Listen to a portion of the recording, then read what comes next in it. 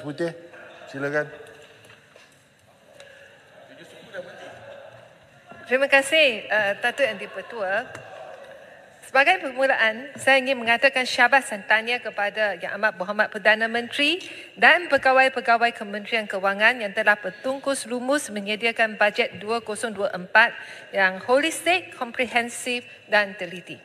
Saya ingin membangkitkan beberapa isu berkenaan dengan bajet 2024 dalam tempoh 15 minit. Jadi, arah jangan kacau saya. Okay. Dalam ucapan bajet Yang Amat Berhormat Perdana Menteri, beliau berkata kerajaan telah menggerakkan pasukan khas di bawah KPKT untuk menyelesaikan isu projek perumahan swasta lewat sakit dan terbengkalai yang menghimpit pembeli rumah. Secara keseluruhan, RM2.47 bilion disediakan untuk melaksanakan projek perumahan. Dana jaminan khas berjumlah RM1 bilion bagi menggalakkan pemaju yang berwibawa memulihkan projek terbengkalai yang telah dikenal pasti. Saya mengucapkan tahniah kepada KPKT yang telah berjaya memulihkan 256 projek sakit dan memulihkan lebih 28,000 unit rumah yang melibatkan nilai pembangunan kasar RM23.37 bilion. Ini adalah satu pencapaian yang amat menggalakkan. Walau bagaimanapun, soalan saya ialah sekiranya anggota dalam pasukan khas KPKT juga adalah pegawai yang diberi tanggungjawab untuk mengeluarkan lesen, mengawal selia, menguatkuasakan Housing Development Control and Licensing Act. Kalau mereka telah gagal menjalankan tugas sehingga banyak projek perumahan bermasalah, macam manakah orang yang sama mampu memulihkan projek sakit dan terbengkalai? Selain itu, Yang Amat Berhormat Perdana Menteri juga berkata dalam ucapannya, bagi memudahkan pembangunan semula skim strata, ambang persetujuan penduduk untuk jualan en bloc akan dikurangkan daripada 100% kepada tahap yang konsisten berdasarkan amalan antarabangsa seperti di Singapura. Ini akan menggalakkan pembaharuan semula bandar dan menggalakkan pembangunan semula bangunan usang di bandar. Unquote. Saya memang ada reservation tentang kenyataan Yang Amat Berhormat Perdana Menteri ini. Saya difahamkan Persatuan-Persatuan Penduduk Kuala Lumpur Plus, KLRA Plus, yang mewakili 57 persatuan penduduk dari 10 kawasan Parlimen Wilayah Persekutuan Kuala Lumpur, 3 NGO dan 1 institusi pengajian tinggi telah menghantar satu memorandum kepada Yang Amat Berhormat Perdana Menteri pada 18 Oktober. Dalam memorandum ini, mereka membantah dasar kerajaan yang ingin mengurangkan jualan en bloc daripada 100% untuk tujuan pembangunan semula. Saya amat setuju dengan kenyataan House Buyers Association, HBA, di mana penetapan ambang persetujuan ataupun consent threshold yang kurang daripada 100% sebenarnya telah menjejaskan hak pemilikan hartanah di bawah perlembagaan persekutuan. Setiap rancangan untuk pembaharuan mesti mendapat persetujuan daripada setiap pemilik rumah ataupun unit dalam satu kawasan perumahan ataupun dalam satu rumah bangsa. Datuk Yang di-Pertua, saya difahamkan KPKT akan membentangkan undang-undang pembangunan semula di Parlimen. Saya berharap undang-undang ini bukan satu lagi penjualan en bloc strata secara paksaan. Lebih 10 tahun yang lepas, sesetengah pemaju pernah meminta kerajaan rampas ataupun confiscate tanah daripada pemilik rumah untuk tujuan pembangunan semula. Saya menyeru KPKT berhati-hati dan mengadakan konsultasi yang menyeluruh sekiranya ingin membentangkan apa-apa undang-undang berkenaan dengan pembangunan semula. Di bawah kerajaan yang mengamalkan konsep madani ini, sebarang pembangunan semula tidak boleh dijalankan secara paksaan kerana ia pasti akan mencetuskan pergaduhan dan ketidakharmonian di kalangan pemilik rumah di bawah skim strata ataupun skim perumahan yang lain. Di kawasan Parlimen Seputih, cadangan untuk membangunkan semula 689 unit rumah pangsa kos menengah bertingkat yang bernama Taman Sri Endah di Sri Petaling telah menjadi satu isu yang amat kontroversial dan menggonjangkan masyarakat seluruh Sri Petaling. Di bawah cadangan ini, pemaju akan membina 3,605 unit rumah di 4 blok bangunan kondominium yang mempunyai 54 tingkat di tapak yang berkeluasan 4.6 hektar di bawah projek pembangunan semula. Cadangan pembangunan semula yang mendapat kebenaran awal daripada Jabatan Wilayah Persekutuan telah mendatangkan bantahan kuat daripada 29% pemilik rumah yang tidak setuju dengan tawaran daripada pemaju dan juga 100 persatuan di Seri Petaling. Protes beramai-ramai telah diadakan oleh penduduk di Seri Petaling. Mereka membantah projek raksasa ini kerana ia sudah tentu akan menjadikan kesesakan jalan raya di Seri Petaling dan persekitaran bertambah serius. Sebenarnya, projek raksasa ini langsung tidak sesuai didirikan di tapak berkenaan, tetapi pemaju telah pun diberi kebenaran awal daripada pihak kerajaan. Datuk Yang di-Pertua, pembangunan semula juga bermaksud pertambahan penduduk yang ramai di tempat yang terlibat. KPKT dan PBT haruslah menjalankan kajian yang menyeluruh terhadap kesesuaian lokasi projek, isu-isu seperti trafik, perkhidmatan perubatan, sekolah dan juga kawasan lapang haruslah diambil kira oleh kerajaan sekiranya kerajaan ingin menjalankan pembangunan semula di tapak berkenaan. Dengan kata lain, pembangunan semula haruslah membawa peningkatan kualiti kehidupan ataupun quality of life bagi masyarakat setempat dan bukannya menyumbang kepada kejatuhan kualiti hidup. Populasi negara kita hanyalah 33 juta. Kita mempunyai tanah yang luas yang boleh digunakan untuk membina perumahan baru. Kawasan Lembah Kelang telah dijejaskan oleh pembangunan yang tidak terkawal dan pengangkutan awam yang tidak memuaskan. Keadaan kita adalah tidak sama dengan Singapura dan Hong Kong yang mempunyai saiz tanah yang terhad. Jadi undang-undang di Hong Kong dan Singapura tidak semestinya sesuai untuk digunakan pakai di negara kita. Datuk Yang di-Pertua, saya nak pergi ke isu berkenaan dengan TVET. Saya mengadu... Point of order. Yang Muhammad. 35.1. Apa dia Yang Muhammad? Kena bercakap pandang speaker sebab dia baca. Yang Muhammad. Ya.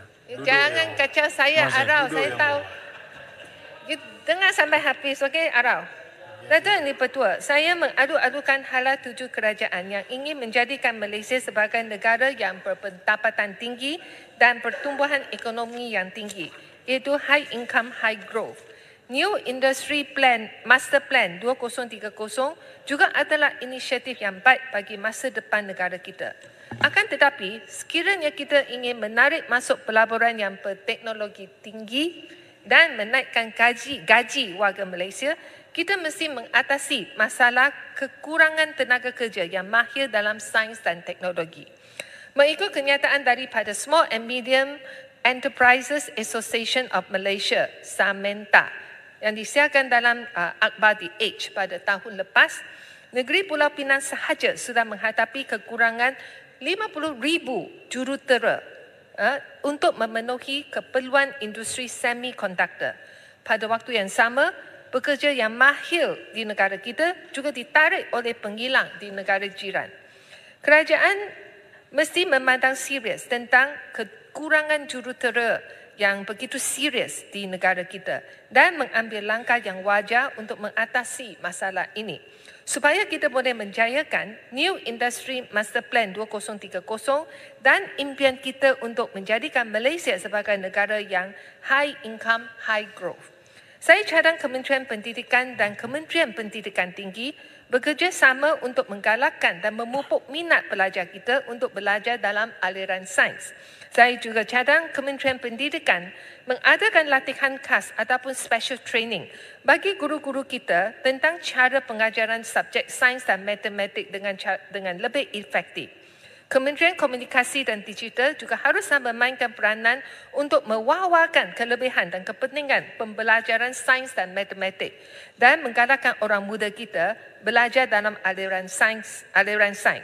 Saya amat setuju dengan cadangan kerajaan untuk mengadakan latihan TVET yang diketuai oleh industri or TVET led by industry, supaya peserta latihan vokasional boleh memenuhi keperluan industri-industri tertentu.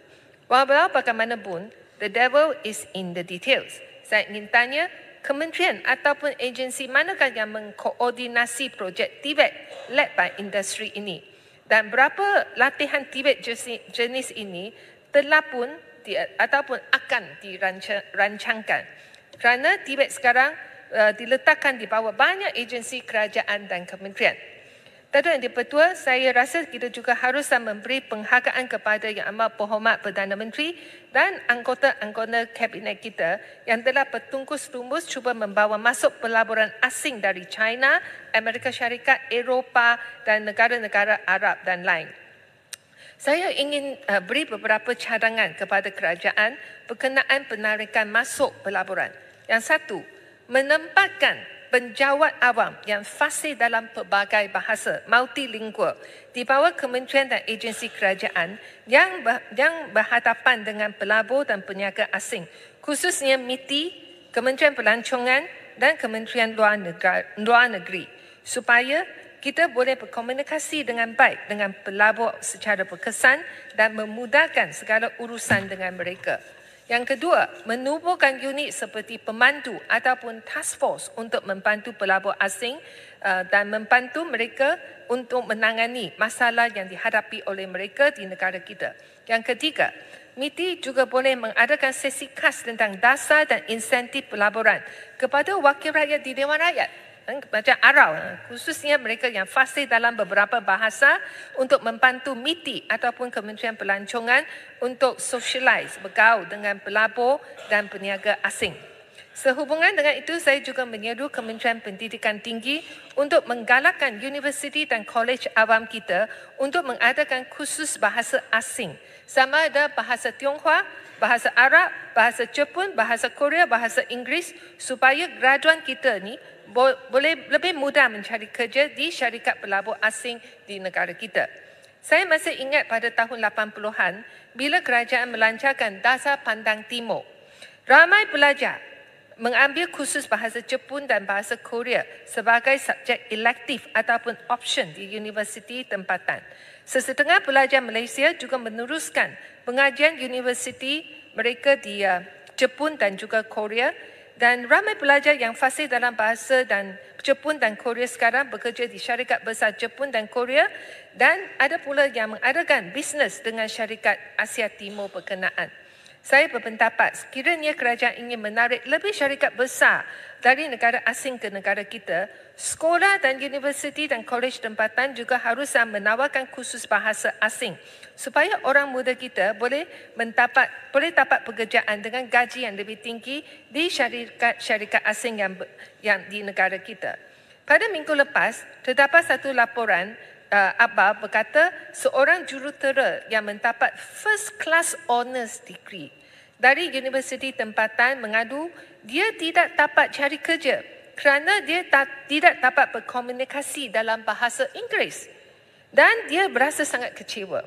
Dunia kita sekarang adalah sudah menjadi global village. Sekiranya kita ingin menarik lebih pelabur dan malah pelancong asing ke Malaysia, kita haruslah menggalakkan pelajar dan orang muda kita menguasai bahasa lebih daripada bahasa Malaysia supaya mereka jadi lebih employable. Datuk Yang di-Pertua, saya hanya bangkit dua isu lagi. Satu ialah berkenaan dengan renovation scam. Saya telah bangkitkan masalah skam pengubahsuaian ataupun renovation scam beberapa kali di dalam dan di luar Dewan Rakyat. Saya juga pernah tulis surat aduan kepada Jabatan Peguam Negara, Bahagian Jenayah Komersial PDRN, CIDB, Menteri Komunikasi dan Digital, Menteri Kerja Raya dan lain. Kerana nampaknya kita tidak mempunyai undang-undang ataupun apa-apa regulation, peraturan untuk menangani jenayah komersial jenis ini. Sehingga ramai pembeli rumah ditipu. Soalan saya kepada PDRM dan Jabatan Peguam Negara ialah, berapa kes renovation scam telah pun didakwa ke mahkamah sehingga hari ini? Saya difahamkan CIDB telah panggil beberapa agensi kerajaan membincangkan jenayah jenis ini. Apakah rancangan kerajaan untuk menangani kes skam pengubahsuaian ini? Yang kedua ialah bajet kita telah menunjukkan negara kita menunjukkan hala tuju ke arah penjagaan alam sekitar dan menangani perubahan iklim. Semasa saya pegang jawatan Menteri Industri Utama, saya telah melancarkan kempen biodiesel B20. Pada tahun 2020, Kementerian Kewangan telah setuju untuk memberi 300 juta ringgit untuk menaik taraf fasiliti depo di beberapa tempat di seluruh Malaysia supaya B20 biodiesel boleh digunakan di seluruh negara. Penggunaan biodiesel akan mengurangkan karbon di udara dan juga menyumbang kepada peningkatan harga minyak sawit kita. Saya ingin tanya Kementerian Perdagangan dan Komoditi, apa berlaku pada projek B20 ini sekarang? Saya tak baca ini dalam yang ucapan bajet dan juga dalam buku bajet. Kenapakah kementerian tidak meneruskan program B20 ini memandangkan ia adalah ada bermanfaat kepada industri sawit dan juga baik juga untuk alam sekitar kita. Saya terima kasih kepada Yang di-Pertua kerana memberi peluang kepada saya sebagai penceramah yang ahli parlimen yang berucap last sekali dalam pada hari ini. Saya berharap yang semua persoalan ini dapat dijawab dengan baik oleh kementerian. Sekian, terima kasih.